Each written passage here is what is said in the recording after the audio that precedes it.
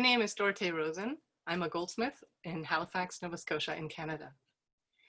I grew up in Germany, in the south of Germany, and lived there until I was 19 years old when I came to Canada for about 6 months and stayed. Here we are 30 years later, and I love it here still. And as a mature student, actually, after my children were born, I went to art school and I fell into jewelry making the same way I fell into Canada. It was complete serendipity, and once I got into the jewelry department at NSCAD University, I fell in love immediately. And what really turns my crank is the materials and the processes. That is what is my passion, so much so that I made my thesis exhibition. I titled it Materials and Processes, Passions of a Goldsmith, because I love it so much. And this is still today, 16 years later, I still am really inspired by the materials. I love working with materials, and that's where I draw my inspiration from. I love working with lots and lots of materials, just oodles and oodles of stuff, big stones, lots of gold, lots of gemstones and pearls, and just lots.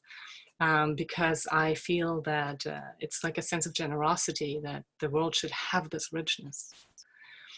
And my best known piece would be the 1-footer series.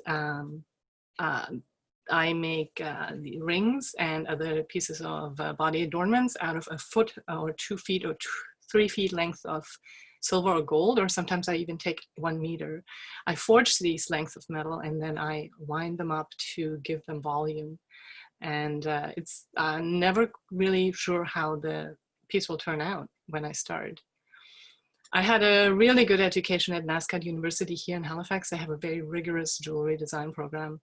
And I feel that that is where a lot of my strength comes from as a designer. 2 of my professors there are Sadie Bronfman award-winning professors. And that kind of quality is, I really appreciate their training. It was tough, but I really appreciate it. I absolutely love what I do, and I'm completely thrilled to have been invited to participate in this project. It's a true honor to be working with such great artisans from Canada and from Spain.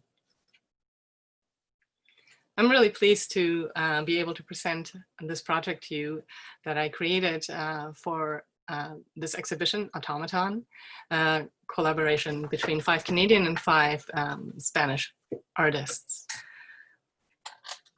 The topic automaton is an incredibly big one. Originally, an automaton would have been a contraption that is like a mechanical contraption that would be built in the likeness of a human being and that would move by way of internal mechanisms as if it in fact was human. That's the original meaning of automaton.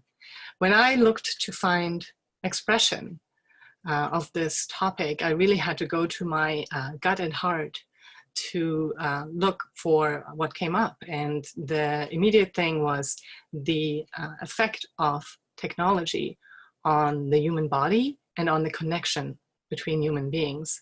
I feel that the tremendous speed that we have nowadays makes people lose the connection with each other, the human connection. And when I thought about automaton further, I thought that the things that we do nowadays automatically without even thinking about it are with those machines that lie in the palm of our hand where we communicate day and night. They are by the side of our bed, they're in our car, they're in our purses. These mobile devices are everywhere and they are constantly occupying us and downloading a tremendous amount of data that is just everywhere, all around us, everywhere. And it is such a continuous flow of communication and all the things are connected and all the data is lined up. And when I think about connection, I think about jewelry. The oldest piece of jewelry, these beads that you can see on the slide, they're 75,000 years old. People were already stringing things up and using jewelry as a nonverbal symbol of communication. And of course, they are ethnic significances to certain adornments, body adornments, and they are certainly status symbols throughout cultures and throughout times. We would all know what these rings, for example, signify. I had to go to Spain since this is a Canadian-Spanish co-production, collaboration. And so when I think about Spain, I think about the tremendous wealth of pearls that Spain had. And here are two Spanish royalty from the 17th century, early 17th century, wearing pearls, quite a lot of pearls. And then, of course, Mary, Queen of Scots, came along and stole them all. I had to put her in here if we're talking about pearls. So the other thing that we were including in this thought about automaton was the 1920s, 100 years ago, what was going on. And look at this, we have pearls. We have the amazing Josephine Baker. We have Coco Chanel, of course. And we have, you can see here also that pearls, these were, most of them were actually fake pearls. Also Coco Chanel's were often fake, but in any case, these pearl pieces were tremendous, and some of them were almost like body adornments, garments, like almost like armor. This is my piece. I used a tremendous amount of pearls. Each of these strands, the whole piece consists of 5 strands of pearls. Each of them is 2.5 meters long. I wanted to express that constant flow of communication, the constancy and the overwhelming amount of it. And so altogether, these 5 strands are 12.5 meters of pearls. And if you look closely, the little red bits in these strands hold a hidden message. When I thought about what is it that we communicate every day with these handheld devices, with these mobile phones, it is a kind of code. When we communicate something, a picture or something, there's something on the surface, and then beneath it, there's a hidden message, an encoded message. And so this is what I did in these necklaces. I encoded messages within them that relate to the looking for connection. One of them spells connection in Morse code. It's about me, me, me. It says, please, please, and I want to connect with you. And another one says, I am lonely. And another one says, love me. I feel that this is the kind of communication that is underlying a lot of the, especially the young people, their social media communication. There's a tremendous longing underneath. This is the piece on the body. Here again, I'm relating it to the 1920s. And the fascinator here is, in a way, an antenna, like the antenna in your phone that collects the data from space, from the satellites, and brings it down into your body. And in this particular image, the piece looks very much like a tribal image, and in a way the message gets lost. You just see pearls and red. This piece can also be worn in a very different way, like the kind of body armor that we saw earlier, or the kind of body jewelry that we saw in the 1920s. And again, the message is almost lost. Yet this one looks almost like it is armor, like it's protecting.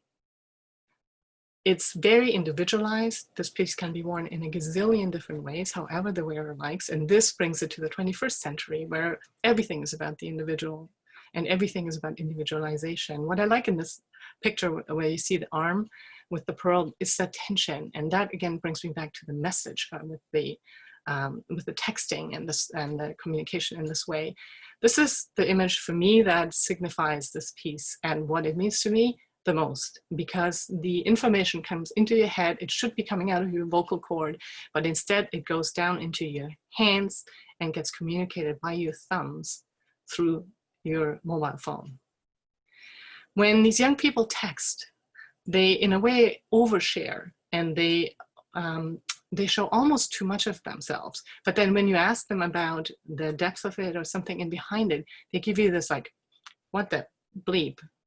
They do not want to actually tell you the true story of what is behind their messaging, and they often don't even know it.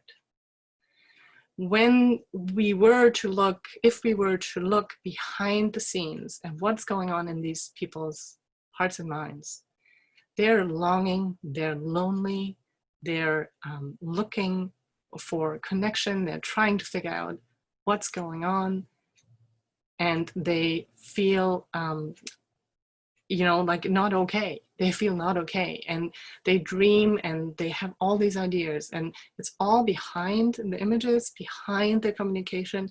It's not directly said, but it is there. And again, the idea with the selfie, they keep looking at themselves, but what they see is reflected in the world, not matching what they're seeing within themselves.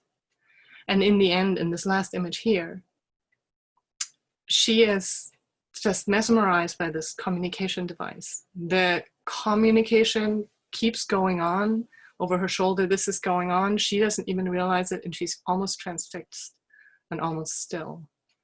So for me, this project was about how communication happens without us even really realizing.